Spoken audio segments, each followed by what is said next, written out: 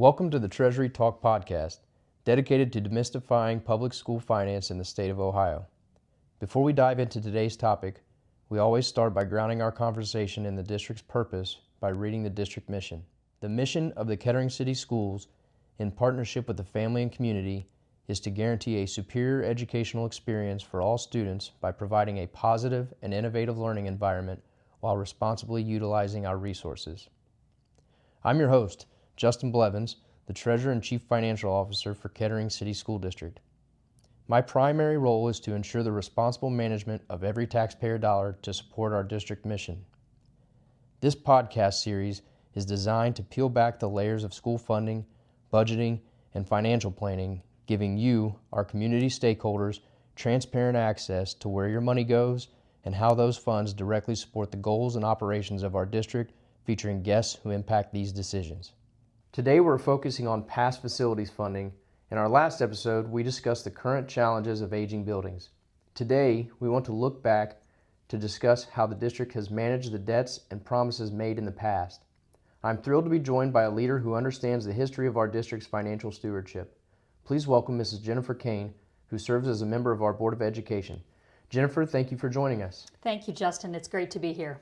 For our listeners, Mrs. Kane brings a wealth of institutional knowledge to the table, helping to ensure that the decisions we make today honor the commitments we made to taxpayers yesterday. Jennifer, would you like to give a summary of your service and history to the district? Sure. I could talk about this topic all day, but since we're here talking about district finances, I'll keep my comments along those lines. I am really honored to have been given the opportunity to serve on the Kettering Board of Education since 2013. Throughout my time on the board, there has always been one constant focus for me, and that is being a good steward of taxpayer dollars. I even remember when we were redefining what our mission statement was going to be for the district, I kept insisting that we add that phrase, while responsibly utilizing resources, to the end of the mission statement. Being good stewards of taxpayer dollars is one of our main priorities, so it was really important to me to have that phrase be part of the mission statement.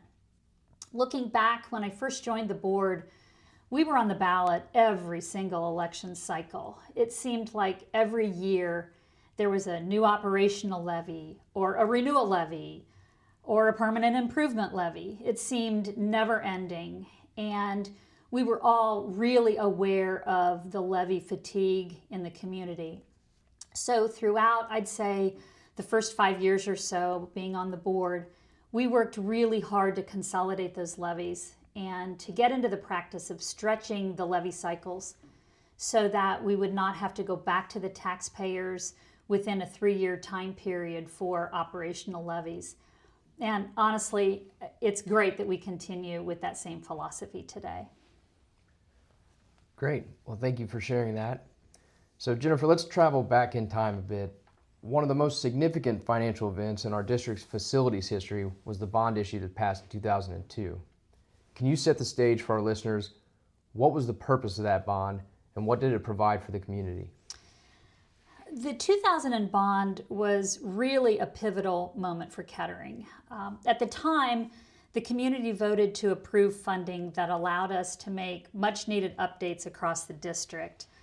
These updates included construction of the new arena and recreational center and wrestling room, renovations to South Unit, the commons area and cafeteria at the high school, athletic areas.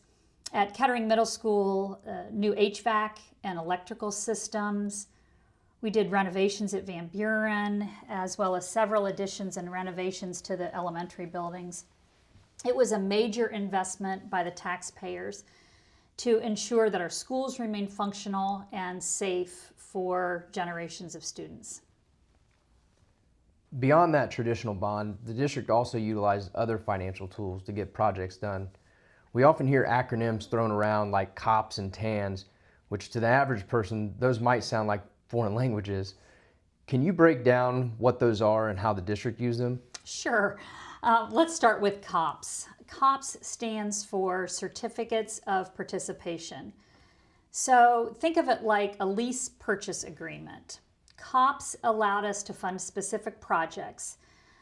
Projects like the new chiller at Fairmont or new classrooms at Orchard Park and Southdale Elementaries, projects like the new transportation building and renovations to Roush Stadium. So it allowed us to fund these specific projects up front and to pay them back over time using available revenues without necessarily needing a new property tax levy. The second term that you talked about was TANs, and TANs is described as tax anticipation notes. This is essentially a cash flow tool.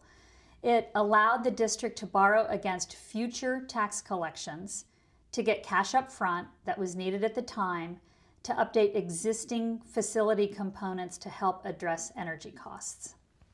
So those tools allowed us to be agile and address needs as they arose.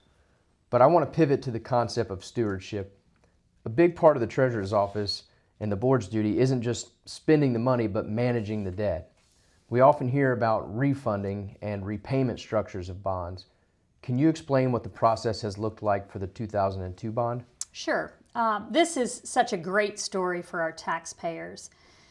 Just like a homeowner might refinance their mortgage when interest rates drop to save money on their monthly payments, the district monitors our bond debt. So over the life of the 2002 bond, we went through a process of refunding, or refinancing, if you will, that debt under conditions of lower interest rates. And by doing this, we reduced the rate we paid, which ultimately saved the district and taxpayers money. That is proactive management in action. And now we're approaching the finish line for that specific commitment. What is the status of the 2002 bond today?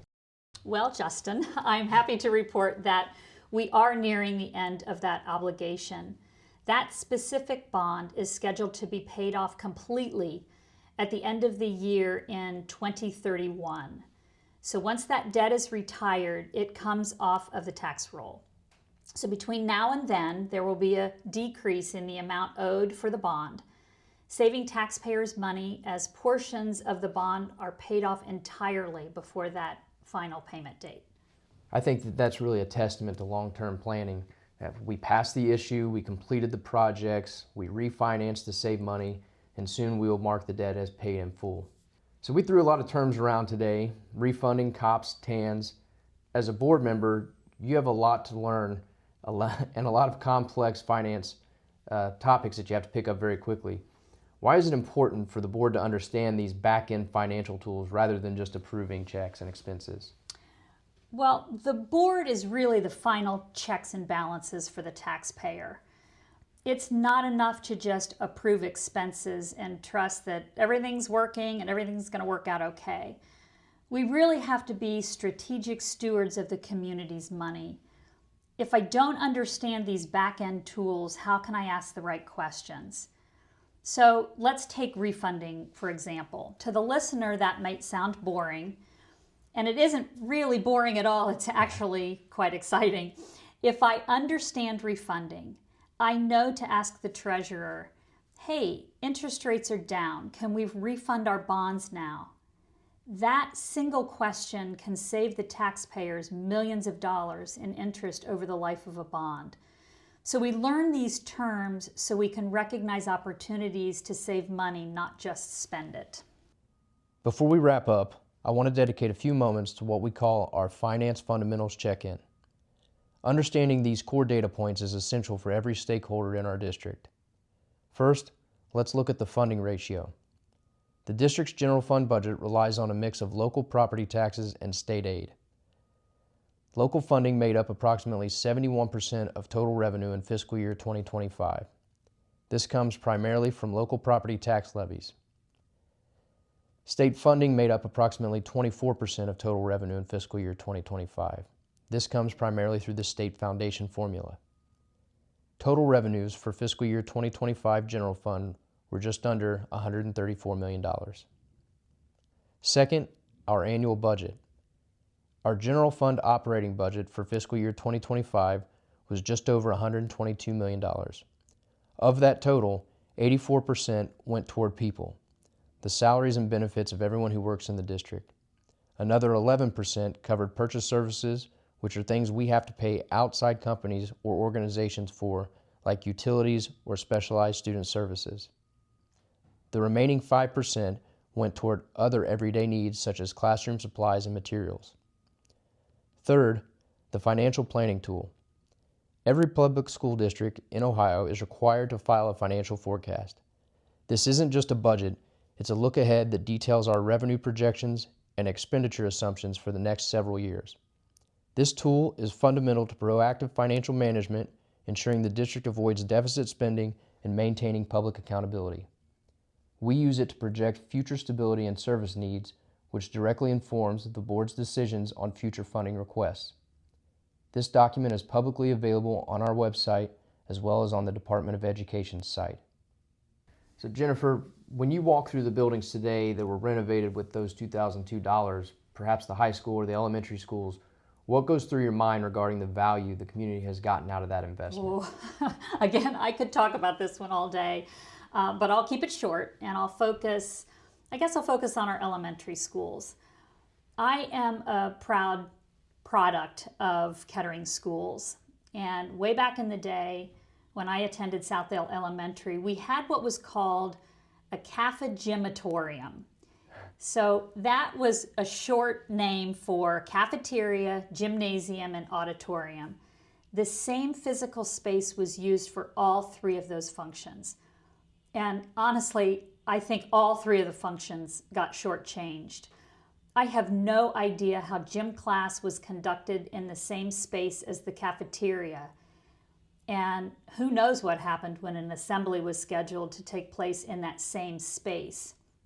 The 2002 bond issue changed that scenario and created spaces that support student development and student learning.